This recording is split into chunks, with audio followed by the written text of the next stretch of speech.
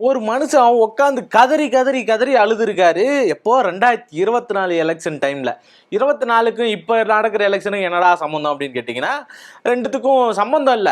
ஆனா இதுல சம்மந்தமே இல்லாம எக்ஸிட் போல்னு ஒரு விஷயம் வருதுல்ல. அந்த எக்ஸிட் போல் எதுக்காக? ஏன் அதை இவங்க இதெல்லாம் பண்ணிட்டு இருக்காங்க? இதுக்கு முன்னாடியாச்சும் பரவாயில்ல. எலெக்ஷனுக்கு முன்னாடி கருத்து கணிப்புன்னு ஒன்று நடத்துவாங்க. அதுல ஒரு அஜெண்டா இருக்கும். இதுக்காக அதெல்லாம் நடத்துறாங்க. யாருக்கு ஜெயிக்க போறான்ற ஒரு கருத்து கணிப்பு நடத்துறாங்க அப்படின்னு சொல்லலாம். அதுக்கு பின்னாடி சில அவங்க அங்க இந்த கட்சிக்கு சார்பா, அந்த கட்சிக்கு சார்பா, பூ கட்சிக்கு சார்பா, இலை கட்சிக்கு சார்பா, விசிலு கட்சிக்கு சார்பான்னு சொல்லி ஏதோ ஒரு நோக்கம் இருக்கும். ஆனா இவங்களுக்கு நோக்கமே இல்லாம இது எல்லாத்தையும் வர வெளியிட்டு இருக்காங்க. சரி, என்னதான் பண்றாங்க பாத்துருவோமா?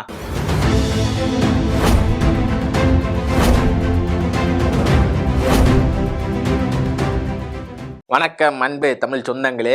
இந்த எக்ஸிட் போல் அப்படின்ற விஷயத்தின் மூலயமா ஆட்சி யார் அமைக்க போறான்றது பெருமளவில் கணிப்புக்கு வந்திருக்கும். அதுலேயே பார்த்தீங்கன்னா சில மாற்றான சில விஷயங்கள்லாம் இருந்திருக்கு. அது என்ன பார்த்தீங்கன்னா, நமக்கே தெரிஞ்ச ஒரு விஷயம்தான். சூரியன் கட்சி தான் இங்கே ஆட்சி அமைக்க போகுது அப்படின்ற மாதிரியான பெரும்பாலான கருத்து கணிப்புகள் வந்திருக்கு. சரி, அவங்கெல்லாம் வரமாட்டாங்க. இன்னொரு கருத்து கணிப்பை பாரு, எக்ஸிட் போல்லேருந்து வந்திருக்கிறது, இந்த எலெக்ஷனுக்கு பிந்திய கருத்து கணிப்பு என்னன்னு பாரு அப்படின்னு பார்த்தா, அவங்க தாவேகா தான் ஆட்சி அமைக்கும், அதுக்கான பாசிபிலிட்டிஸ் தான் இங்க அதிகமா இருக்குன்றாங்க. சரி, இவங்க தான் அப்படி சொல்றாங்களேன்னு பார்த்தா இன்னொரு பக்கம் பார்த்தீங்கன்னு வச்சுக்கீங்களேன், இல்ல இல்ல இல்ல ரெட்டலை தான் ஆட்சி அமைக்க போகுது, அந்த கூட்டணி தான் ஆட்சி அமைக்க போகுது அப்படின்னு சொல்லி ஒரு பக்கம் போட்டுக்கிட்டு இருக்காங்க. ஆளுக்கு இவங்கெல்லாம் ஒரு பக்கம் போட்டுக்கிட்டு இருக்காங்களே, இதெல்லாம் இவங்க சொல்ற மாதிரி தான் நடந்துருமா அப்படின்னு சொல்லி கேட்டீங்கன்னா, இது எதுக்கு பண்றாங்கன்னு முதல் விஷயம் தெரியவே இல்லை. எலெக்ஷனுக்கு முன்னாடி பண்றாங்கன்னா இன்ஃப்ளூயன்ஸ் பண்ணி ஆகணும், பிரச்சாரம் பண்ற ஒரு நோக்கத்திலேயே இந்த கருத்து கணிப்பு நடந்துகிட்டு இருக்கு. நியாயமான கருத்து கணிப்பான்னு கேட்டீங்கன்னா வெகு சிலரால மட்டும்தான் அது நியாயமான கருத்து கணிப்பா இருக்கு. மற்ற எல்லாருமே என் கட்சிப்பா, இவங்க சார்பா நான் இருக்கிறேன், இந்த பத்திரிகை நிறுவனம், நான் அவங்களுக்கு சார்பா நான் பண்றேன் கருத்து கணிப்பை நடத்துறேன். இந்த இவங்க என் கட்சிப்பா, அந்த கட்சிக்கு சார்பா நான் என்ன பண்றேன் கருத்து கணிப்பு நடத்துறேன்.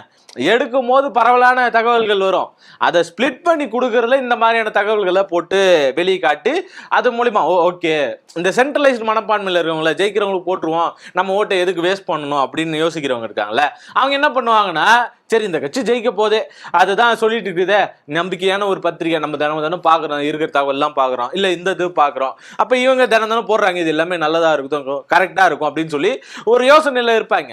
அவங்க இந்த கருத்து கணிப்பை பார்த்த உடனே ஓகே ஜெயிக்கிறவங்களுக்கு போட்டுருவோமே அப்படின்ற ஒரு நினைப்பில் என்ன போட்டுருவாங்க, இது வரைக்கும் வேற யாருக்காச்சும் போடலாம் அப்படின்ற ஐடியாவில் இருக்கவங்க யாரு ஜெயிக்க போதா அங்கே போட்டுக்கலாமே அப்படின்னு சொல்லி மாறுறதுக்கான வாய்ப்பு இருக்கு. இது எலெக்ஷனுக்கு முன்னாடி. சரி, எலெக்ஷனுக்கு பின்னாடி எதுக்கு இதை நடத்துறாங்க? தான் பேர் வாங்கிக்கணும், பாரு நான் சொன்னதுதான் வந்துச்சு பாத்தீங்களா அப்படின்ற ஒரு நினப்புக்காக பண்றாங்களா?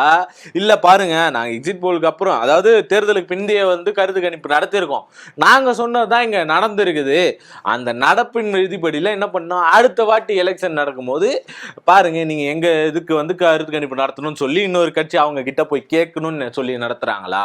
இப்படியான பெரிய கேள்விகள் நமக்குள்ள ஏற்படுது. ஏன்னா இவங்க நடத்துறது எதுக்கு நடத்துறதுனே தெரியல. 4ஆம் தேதி ரிசல்ட் அப்படின்னு சொல்லியாச்சு, இதுல யாரு ஜெயிக்க போறான்ற பெரிய கேள்விக்குறியோட எல்லாரும் இருந்துகிட்டு இருக்காங்க. நம்பிக்கை ஏற்படுன்ற வகையில் என்ன பண்றாங்கன்னா, எங்க கட்சி தான்ப்பா ஜெயிக்கணும்னு சொல்லி அந்தந்த கூட்டணியை சார்ந்தவங்க எல்லாருமே விட்டு கொடுக்காம பேசுவாங்க. இது வழக்கமான ஒண்ணுதான், எப்பவும் பேசுறத பேசிக்கிட்டே இருப்பாங்க. இதுக்கு மத்தியில அந்த கட்சி ஜெயிக்கல வச்சுக்கேன், இங்க பல ஏகப்பட்ட இழப்புகள் நடக்கும் போல அந்த மாதிரியான சூழலை தான் ஒரு மென்டாலிட்டியை இங்க உருவாக்கி இருக்காங்க. தோல்வியை எதிர்கொள்றதுக்கான ஒரு தைரியம் இல்லாத தலைமுறையா அது இருந்துகிட்டு இருக்கு அப்படின்ற மாதிரி தான் நம்ம பார்க்க வேண்டியதா இருக்கு. சமீபத்தில் ஒரு ரிட்டையர் ஆன நீதிபதி கூட சொல்லியிருந்தாரு. என்ன சொல்லியிருந்தாருன்னா, இந்த குழந்தைங்கலாம் வீடியோஸ் போடுறதெல்லாம் நான் பார்க்குறேன் சோசியல் மீடியாவில், அதெல்லாம் எனக்கு ரொம்ப பயத்தை ஏற்படுத்துது, தோல்வியை தாங்கிறதுக்கான சக்தி இல்லாமல் இந்த குழந்தைங்களுக்கு போயிடுது, இப்படி இருக்கிறது பெரும் ஆபத்துக்குரியது. எந்த கட்சியுமே சாராத எல்லாருமே சேர்ந்து என்ன பண்ணணும்னா, வெற்றி தோல்வி அரசியல்ல போகும், இந்த எலெக்ஷன்ல தோத்தா அடுத்த எலெக்ஷன்ல ஜெயிச்சுக்கலாம், அடுத்த எலெக்ஷன்ல தோத்தா அதுக்கு அடுத்த எலெக்ஷன்ல ஜெயிச்சுக்கலாம், இது ரொம்ப சகஜமான ஒண்ணுதான், அதை பத்தி நம்ம கவலையே படக்கூடாது. இதுக்கு பெரிய முன்னுதாரணம் யாருன்னா அண்ணன் சீமான் அவர்கள். இடையில போடுறேன்னு நினைச்சுக்காதீங்க, ஆனா இத்தனை தோல்விக்கு பின்னாடியும் அப்படி ஸ்ட்ராங்கா நிக்கிறது யாருன்னு பாத்தீங்கன்னா அண்ணன் சீமான் அவர்கள் ஸ்ட்ராங்கா நின்றுகிட்டு இருக்காரு. அவர் எதுக்காக நிக்கிறாரு, அவர் இதுக்காக தான் நிக்கிறாரு, இதுக்காக தான் நிக்கிறாரு, அவர் பணத்துக்கு நிக்கிறாரு, இப்படியான கருத்துக்குள்ள நம்ம போக வேணாம். ஆனா எவ்வளவு தோல்வி வந்தாலும் அந்த தோல்வியை தாங்கறதுக்கான மனப்பான்மை வேணும் இல்லையா? நமக்கு உதாரணத்துக்கு முன்னாடி ஒரு கதையெல்லாம் சொல்லுவாங்க. முகமது இவருன்றவரை கிட்டத்தட்ட 18 முறை நம்ம மேல படையெடுத்துட்டு வந்து அதுக்கப்புறம் தான் வந்து ஜெயிப்பாரு, அதுக்கப்புறம் தான் வந்து நம்மளை ஜெயிச்சிருப்பாரு, அப்பயும் வந்து முடியாம தான் போயிருக்கும், அப்படியான சூழல தான் வந்து சொல்லியிருப்பாங்க. நமக்கு நம்பிக்கையை வளர்க்கறதுக்கு, தோல்வியை தாங்கறதுக்கான சக்திக்காக அப்படி சொல்லியிருப்பாங்க. இன்னொரு பக்கம் நான் இப்ப இருக்கிற யங்ஸ்டர்ஸ் ஜென்சிக்கு இவங்க எல்லாருக்கும் எடுத்துக்காட்டா சொல்லணும் அப்படின்னா நம்ம ஆர்சிபி எடுத்துக்கங்களேன். யோசிச்சு பாருங்க, 17 வருஷம் இது வரைக்கும் கப்பே அடிக்காதவங்க, தொடர் முயற்சி, யாருமே விட்டு போல, ரசிகர்களும் சும்மா கிடையாதுங்க, அவனுங்களும் விட்டே கொடுக்க மாட்டாங்க. ஆர்சிபி ஈசாலா கப்பு நம்மதே, நீ என்னதான் லாலிபப்பு அது இதுன்னு சொன்னாலும் விட்டே கொடுக்காம ஈசாலா கப்பு நம்மதேன்ற மாதிரி ஒரு ஸ்ட்ராங்கா இருக்கக்கூடிய ஒரு மனப்பான்மை அவங்களுக்குள்ள இருந்துச்சு. எந்த இடத்துலையும் விட்டு கொடுத்துடல, அவங்க ஜெயிப்பாங்கன்ற ஒரு நம்பிக்கை வச்சிருந்தாங்க. அதுதான் 18 வருஷம் கழிச்சு அவங்களுக்கு நிறைவேறின 18வது வருஷத்துல நிறைவேறின ஒரு கப்பு, முதல் கப்பு வந்துருச்சுன்ட்டு. இப்பயும் என்ன பண்றாங்க அப்படின்னா, எல்லாரும் மற்ற எல்லா ஃபேன்ஸும் சேர்ந்து அவங்கள கலாய்க்க தான் ஆரம்பிச்சிருவாங்க. எப்பா என்னப்பா நீ இப்பதான் ஒரு கப்பு வாங்கியிருக்கிற, இன்னும் வர்றதுக்கே எங்களுக்கு என்ன ஆகும், எங்களை தொடனா இன்னும் 4 வருஷம் ஆகும், நீ அப்போதான் நீ வந்து எங்களை தொட முடியும் அப்படின்னு சொல்லி மற்ற எல்லாரும் சில கடப்பாறைகள் விசில்கள் எல்லாருமே சொல்லிட்டு இருக்காங்க. விசில்னா இந்த விசில் நினைச்சிருக்காதீங்க, சென்னை சூப்பர் கிங்ஸுக்கு விசில் போடு அப்படின்ற கட்சியில டீம் சொல்லிக்கிட்டு இருக்கு, நமக்கு வேற இதே வந்துகிட்டு இருக்கு.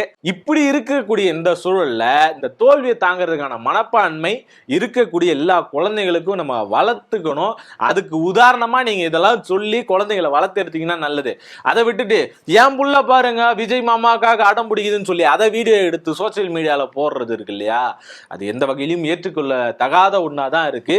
குழந்தைகளை அவங்களுடைய கியூட்னஸ், அவங்களுடைய அந்த குழந்தை தன்மையை எடுத்து நீங்க வியாபாரமாக்கிட்டு இருக்கீங்க, நீங்க அதை பிரபலத்துவம் படுத்திக்கிட்டு இருக்கீங்க. குழந்தை தொழிலாளர் எந்த அளவுக்கு ஆபத்தான ஒண்ணோ அதே மாதிரி ஆபத்து தான் நீங்க இந்த குழந்தையை வச்சு இன்ஃப்ளூயன்சரா மாத்துறதோ, குழந்தைகளை வச்சு அந்த பிராண்டை கிரியேட் பண்ணிக்கிறதோ, இது எல்லாமே அந்த அளவுக்கு மோசமான ஒன்று தான். குழந்தை தொழிலாளர்ல சேர்க்கக்கூடிய ஒன்று தான். 18 வயசுக்கு மேலே தான் எல்லாமே நடக்கணும். சரி, அதுக்கு மேலே இந்த யூடியூப் சோசியல் மீடியாஸ் இதை தவிர்க்க முடியாது அப்படின்னா ஒரு அட்லீஸ்ட் மினிமம் ஒரு 16-15 வயசுக்கு அதுக்கு அடுத்ததாச்சும் நம்ம சொல்லணும். அதுக்கப்புறம் நம்ம மொபைல் யூஸ் பண்ண கொடுக்கணும். மொபைல் யூஸ் பண்ண கொடுக்கவே வேண்டாம்னு சொல்லலை, அதை சரியாக பயன்படுத்தி கண்காணிப்பில் பயன்படுத்தி எடுக்கணும். அந்த குழந்தைங்களோட அந்த கியூட்னஸை எடுத்து நீங்கள் அதை வியாபாரமாக்காதீங்க, பிரபகண்டா படுத்தாதீங்க அப்படின்னு சொல்லி இதில் சேர்த்து நான் கேட்டுக்கிறேன். ஆக மே 4ஆம் தேதி 4 கட்சியுமே ஜெயிக்குமா ஜெயிக்காதான்றதெல்லாம் தெரிஞ்சிட போகுது. அதுக்கிடையில ஊடால பூந்துன்னு இவங்க பார்க்குற இந்த கருத்து கணிப்புன்ற பேர்ல மென்டாலிட்டிக்குள்ள நீங்க போய் சிக்கிக்காதீங்க. அதில் சிக்கிக்கிட்டு ஏன்னா அழுதுன்னு உக்காந்துடாதீங்கன்னு சொல்லி நான் தாராளமா கேட்டுக்கிறேன். வெற்றியும் தோல்வியும் வீரனுக்கு சகஜம். அரசியல்ல வெற்றி தோல்வி ரொம்ப சுலபமானது. அரசியல் நிரந்தர எதிரியும் கிடையாது, நிரந்தர நண்பனும் கிடையாது. இதை புரிஞ்சுக்கிட்டு நீங்க எல்லாரும் செயல்பட்டீங்கன்னா ரொம்ப சிறப்பா இருக்கும். நன்றி, வணக்கம்.